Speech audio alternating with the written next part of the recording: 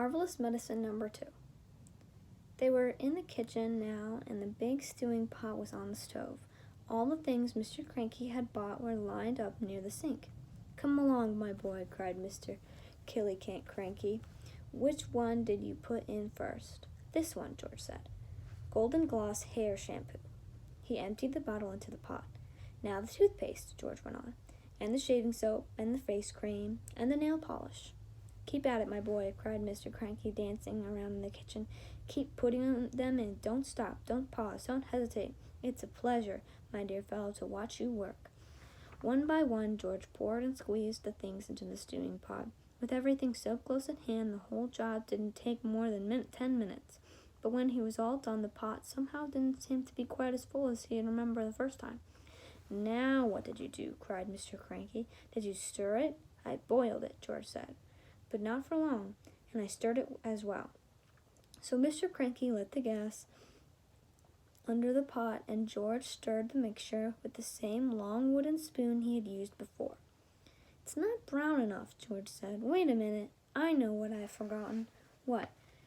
cried Mr. Cranky. "Tell me quick, because if we've forgotten even one tiny thing, then it won't work. At least not in the same way."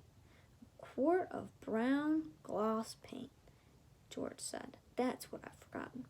Mr. Cranky shot out of the house into his car like a rocket. He sped down to the village and bought the paint and rushed back. He opened the can in the kitchen and handed it to George. George poured the paint into the stewing pot. "Aha! That's better," George said. "That's more like the right color." "It's boiling," cried Mr. Cranky. "It's boiling and bubbling, George. Is it ready yet?" "It's ready," George said.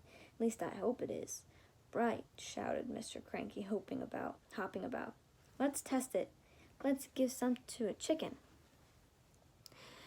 "My heavens alive, why don't you calm down a bit?" Mrs. Cranky said, coming into the kitchen. "Calm down?" cried Mr. Cranky. "You expect me to calm down? And here we are, mixing up the greatest medicine ever discovered in the history of the world. Come along, George. Dip a cupful into the pot and get a spoon, and we'll give some to a chicken just to make absolutely certain we've got the correct mixture."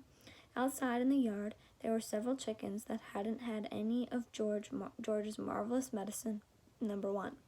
They were pecking about in the dirt, that silly way chickens do.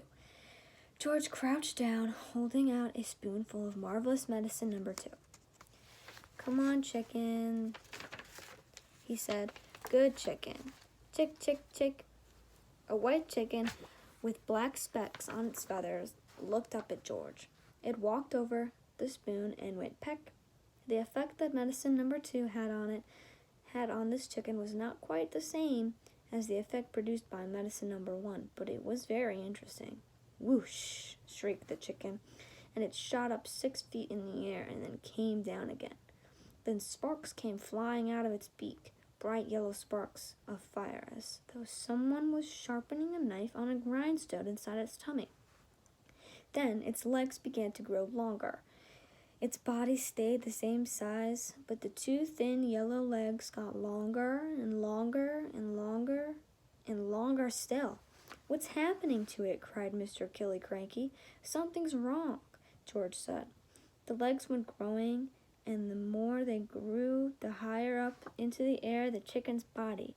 When the legs were about 15 feet long, they stopped growing. The chicken looked perfectly absurd, with its long, long legs and its ordinary little body, perched high up on top.